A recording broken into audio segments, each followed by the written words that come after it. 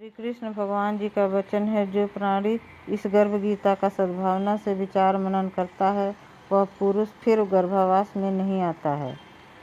अर्जुन जी बोले, हे कृष्ण भगवान, यह प्राणी जो गर्भवास में आता है वह किस दोष के कारण आता है? हे प्रभु जी, जब यह जन्मता है तब इसको जरा आदि रोग लगते हैं, फिर मृत्यु होती है। हे स्वामी, वह कौन सा कर्म है जिसके करने से प्राणी जन्म मरण से रहित हो जाता है? श्री भगवान बोले, हे अर्जुन, यह मनुष्य जो है सो अंधा व मूर्ख है, जो संसार के साथ प्रीति करता है। यह पदार्थ मैंने पाया है और वह मैं पाऊंगा, ऐसी चिंता इस प्राणी के मन से उतरती नहीं। 8 पहर माया को ही मांगता है। इन बातों को करके बार बार जन्मता और मरता है। वह गर्भ में दुख पाता रहता है। अर्जुन बोले, हे श्री कृष्ण भगवान, यह मन मद मस्त हाथी की भांति तृष्णा इसकी शक्ति है। यह मन तो 5 इंद्रियों के बस में है, काम, क्रोध, लोभ, मोह और अहंकार। इन पांचों में अहंकार बहुत बली है। सो कौन यत्न है जिससे मन बस में हो जाए? श्री भगवान बोले, हे अर्जुन, यह मन निश्चय ही हाथी की भांति है, तृष्णा इसकी शक्ति है। मन 5 इंद्रियों के बस में है, अहंकार इनमें श्रेष्ठ है। हे अर्जुन, जैसे हाथी अंकुश के बस में होता है, वैसे ही मन रूपी हाथी को बस में करने के लिए ज्ञान रूपी अंकुश है। अहंकार करने से यह जीव नरक में पड़ता है। अर्जुन बोले, हे भगवान, जो एक तुम्हारे नाम के लिए वन खंडों में फिरते हैं, एक बैरागी हुए हैं, एक धर्म करते हैं, इनको कैसे जाने? जो वैष्णव है वे कौन हैं? श्री भगवान बोले, हे अर्जुन, वह वे हैं जो मेरे ही नाम के लिए वनों में फिरते हैं, वे सन्यासी कहलाते हैं। एक वे हैं जो सिर पर जटा बांधते हैं और अंग पर भस्म लगाते हैं, उनमें मैं नहीं हूँ, क्योंकि इनमें अहंकार है। इनको मेरा दर्शन दुर्लभ है। अर्जुन बोले, हे भगवान, वह कौन सा पाप है जिससे स्त्री की मृत्यु हो जाती है? वह कौन सा पाप है कि जिससे पुत्र मर जाता है? और नपुंसक कौन पाप से होता है? श्री भगवान बोले, हे अर्जुन, जो किसी से कर्ज लेता है और देता नहीं, इस पाप से उसकी औरत मरती है। और जो किसी की अमानत रखी हुई है वस्तु पचा लेता है, उसके पुत्र मर जाते हैं। जो किसी का कार्य किसी के गोचर आए पड़े और वह जुबानी कहे कि मैं तेरा कार्य सबसे पहले कर दूंगा, पर समय आने पर उसका कार्य न करे, इस पाप से नपुंसक होता है। ये बड़े पाप हैं। अर्जुन बोले, हे भगवान, कौन पाप से मनुष्य सदैव रोगी रहता है? किस पाप से गधे का जन्म पाता है? स्त्री का जन्म तथा टट्टू का जन्म क्यों कर पाता है? और बिल्ली का जन्म किस पाप से होता है? श्री भगवान बोले, हे अर्जुन, जो भी मनुष्य कन्यादान करते हैं और इस दान में मूल्य लेते हैं, वे दोषी है। वे मनुष्य सदा रोगी रहते हैं। जो विषय विकार के वास्ते मदिरा पान करते हैं, वे टट्टू का जन्म पाते हैं। और जो झूठी गवाही भरते हैं, वे औरत का जन्म पाते हैं। जो औरतें रसोई बना के पहले आप भोजन कर लेती है और पीछे परमेश्वर को अर्घ्यदान करती है, तो वे बिल्ली का जन्म पाती है। और जो मनुष्य अपनी झूठी वस्तु दान करते हैं, वे औरत का जन्म पाते हैं। वह गुलाम औरतें होती हैं। अर्जुन बोले, हे भगवान, कई मनुष्यों को आपने स्वर्ण दिया है, सो उन्होंने कौन सा पुण्य किया है? और कई मनुष्यों को आपने हाथी घोड़ा रथ दिए हैं, उन्होंने कौन सा पुण्य किया है? श्री भगवान जी बोले, हे अर्जुन, जिन्होंने स्वर्ण दान किया है उन्होंने घोड़े वाहन मिलते हैं, उनको घोड़े वाहन मिलते हैं। जो परमेश्वर के निमित्त कन्यादान करते हैं, वे पुरुष का जन्म पाते हैं। अर्जुन बोले, हे भगवान, जिन पुरुषों के अंदर विचित्र देह हैं, उन्होंने कौन सा पुण्य कार्य किया है। किसी किसी के घर संपत्ति है, कोई विद्वान है, उन्होंने कौन सा पुण्य कार्य किया है। श्री भगवान बोले, हे अर्जुन, जिन्होंने अन्न दान किया है उनका सुंदर स्वरूप है। जिन्होंने विद्या दान किया है वे विद्यावान होते हैं। जिन्होंने संतों की सेवा की है वे पुत्रवान होते हैं। हे अर्जुन बोले, हे भगवान, किसी को धन से प्रीति है, कोई स्त्रियों से प्रीति करते हैं, इसका क्या कारण है, समझाकर कहिए। श्री भगवान बोले, हे अर्जुन, धन और स्त्री सब नाश रूप है, मेरी भक्ति का नाश नहीं है।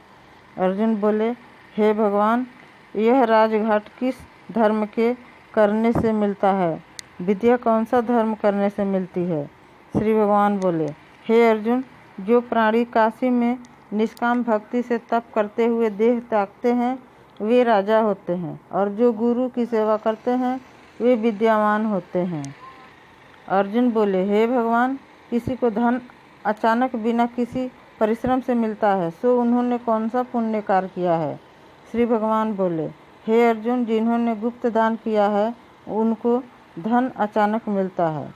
जिसने परमेश्वर का कार्य और पराया कार्य संवारा है वे मनुष्य रोग से रहित होते हैं। अर्जुन बोले, हे भगवान, कौन सा पाप से अमली होते हैं, और कौन पाप से गूंगे होते हैं, और कौन पाप से कुंठी होते हैं। श्री भगवान बोले, हे अर्जुन, जो आदमी नीच कुल की स्त्री से गमन करते हैं वो अमली होते हैं। जो गुरु से विद्या पढ़कर मुकर जाते हैं वे गूंगे होते हैं। जिन्होंने गौ घात किया है वे कुष्ठी होते हैं। अर्जुन बोले, हे भगवान, जिस स्त्री पुरुष की देह में रक्त का विकार होता है वह किस पाप से होता है, और दरिद्र होते हैं। किसी को खंड वायु होती है, और कोई अंधे होते हैं, तो कोई पंगु होते हैं, सो कौन से पाप से होते हैं। और कई स्त्रियां बाल विधवा होती है, तो यह किसी पाप से होती है। श्री भगवान बोले, हे अर्जुन, जो सदा क्रोधवान रहते हैं उन्हें रक्त विकार होता है। जो मलिन रहते हैं वे सदा दरिद्री होते हैं। जो कुकर्मी ब्राह्मण को दान देते हैं उनको खंड वायु होती है। जो पराई स्त्री को नंगी देखते हैं, गुरु की पत्नी को कुदृष्टि से देखते हैं वे अंधे होते हैं। जिसने गुरु और ब्राह्मण को लात मारी है वे लंगड़ा व पंगु होता है। जो औरत अपने पति को छोड़कर पराये पुरुषों के संग करती है सो वह बाल विधवा होती है। अर्जुन बोले, हे भगवान, तुम परम ब्रह्मा हो, तुमको नमस्कार है।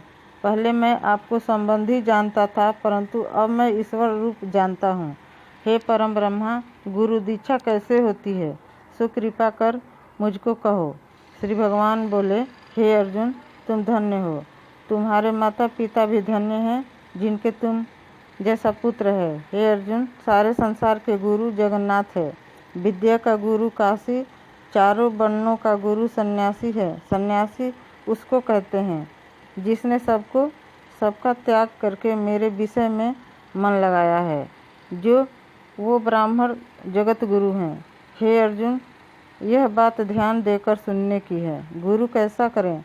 जिसने सब इंद्रियां जीती हों, जिसको सब संसार ईश्वरमय नजर आता हो और सब जगत से उदास हो, ऐसा गुरु करें जो इस परमेश्वर को जानने वाला हो, और गुरु की पूजा सब तरह से करें।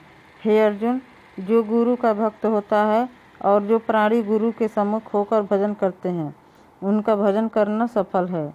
जो गुरु से विमुख है उनको सप्त ग्रास मारे का पाप है। गुरु से विमुख प्राणी दर्शन करने योग्य नहीं होते। जो गृहस्थी संसार में गुरु के बिना है वो चंडाल के समान है। जिस तरह मदिरा के भंडार में जो गंगाजल है वह अपवित्र है, इसी तरह गुरु से विमुख व्यक्ति का भजन सदा अपवित्र होता है। उसके हाथ का भोजन देवता भी नहीं लेते। उसके सब कर्म निष्फल है। कुकर, सूकर, गंधर्व, काक, ये सब की सब योनियाँ बड़ी खोटी योनियाँ हैं। इन सब से वह मनुष्य खोटा है जो गुरु नहीं करता। गुरु बिना गति नहीं होती, वह अवश्य नरक को जाएगा।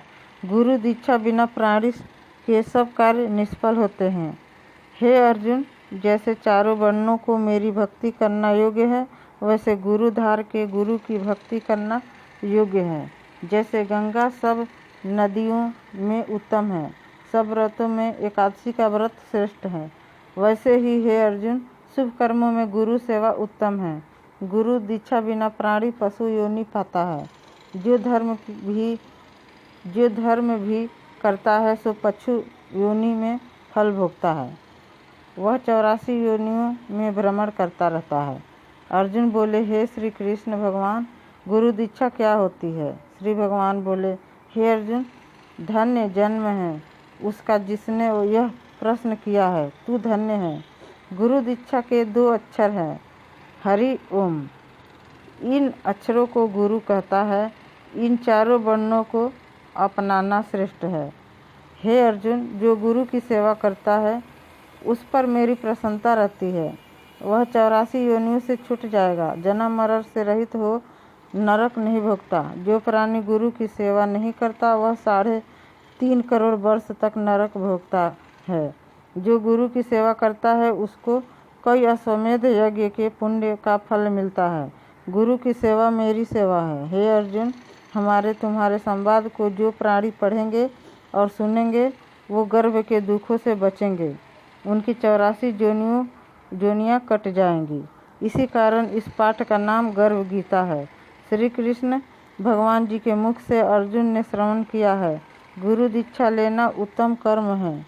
उसका फल यह है कि नरक की 84 योनियों से जीव बचा रहता है।